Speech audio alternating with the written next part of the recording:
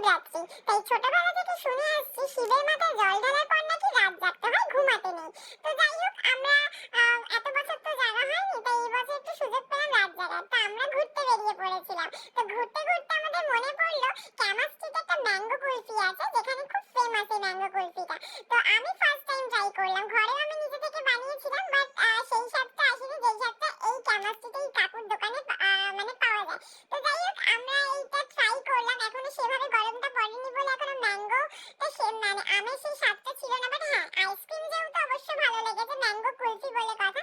তো আমার ভালো লেগেছে। তোমরা যারা যারা ট্রাই করতে চাও, তোমরা এই ক্যামার স্ট্রিটে গিয়ে কাকুর কাছে ম্যাঙ্গো কুলফিটা ট্রাই করতে পারো। ম্যাঙ্গো কুলফির প্রাইসটা হচ্ছে জাস্ট ফর 120। তো অনেক রাত ছিল আর খুব ঠান্ডাও ছিল, বিশ্বাস করো। আর খুব ঠান্ডাও লাগছিল খেতে। আর কাকু দেখো কি সুন্দর করে ম্যাঙ্গো গুলো কেটে কেটে দিচ্ছিল। আমি খালি ভাবছিলাম যে এটা কি সুন্দর ভাবে, কত সুন্দর করে করে, এগুলো বানায়, ঘরে কেন হয় না। তো যাই হোক, তো আমরা এরকম কাকুর সাথে কথা বলতে বলতে এরকম ভিডিও করতে করতে খাচ্ছিলাম। কিন্তু খেতে খুব ভালো লাগছিল। খাওয়ার পর যা ঠান্ডা লাগছিল না, এই দুদিন ভীষণ ঠান্ডা পড়েছিল, তাই খুব ঠান্ডা লাগছিল। তো আমরা খাওয়া হয়ে যাওয়ার পর আমরা চলে গেছিলাম নর্থের দিকে। তো নর্থে অনেক কিছু দেখার আছে। তো আমরা নর্থে রাতের বেলা বেরিয়ে পড়েছিলাম, একটু আশেপাশে ঘুরলাম। আর হাওয়া খেতে খেতে, ঠান্ডা হাওয়া খেতে খেতে আমার তো ভীষণ ভালো লাগছিল।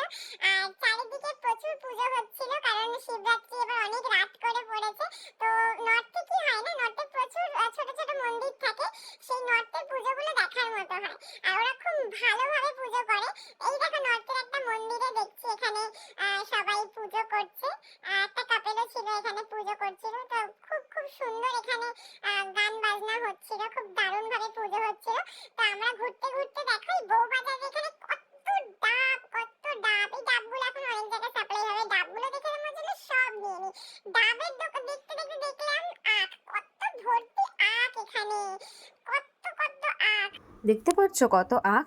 তারপর আমরা বেরিয়ে পড়েছিলাম ভূতনাথের দিকে। ভাবলাম একটু যাই ভূতনাথটা ঘুরে আসি। তো রাস্তার মাঝখানে এখানে একটা ফুলের কি সুন্দর একটা জায়গা ছিল, তো আমি এখানে একটু ফটো তুলে নিয়েছিলাম। আর ভূতনাথে বিশ্বাস করো যাওয়ার মতো অবস্থা ছিল না। কিছুক্ষণের জন্য মনে হচ্ছিলো যে আমি কোন জগতে চলে এসেছি। চলো টাটা, বাই বাই। আজকে